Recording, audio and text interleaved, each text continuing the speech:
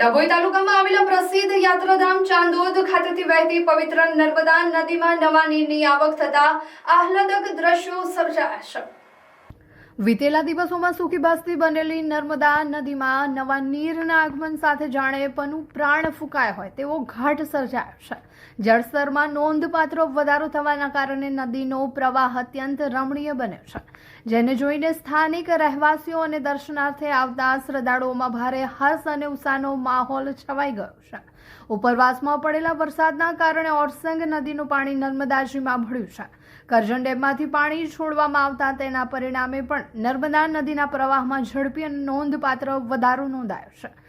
ચાંદોદ અને આસપાસના વિસ્તારમાં ગઈકાલે સવારથી જ સતત ધીમી ધારે વરસાદ વરસી રહ્યો છે। નર્મદા નદીમાં નવા જળનો સંગમ થતાં જ પવિત્ર સ્નાન અને પિતૃ તર્પણ માટે આવતા શ્રદ્ધાળુઓ માટે આ દ્રશ્ય ભક્તિમય બની ગયું છે। નદીનો વહેતો પ્રવાહ જોઈને સ્થાનિક વેપારીઓ અને નાવિકોમાં પણ ખુશીની લહેર દોડી ગઈ છે। ઉપરવાસમાંથી પાણીની આવક થવાથી નર્મદા નદીના પ્રવાહ અને જળસ્તરમાં મોટો સુધારો જરૂર થયો છે, પરંતુ હાલ નર્મદા નદી બે કાંઠે વહેતી થઈ નથી। તંત્ર દ્વારા નદી કિનારે જતા શ્રદ્ધાળુઓને સાવચેતી રાખવા અપીલ કરવામાં આવી છે।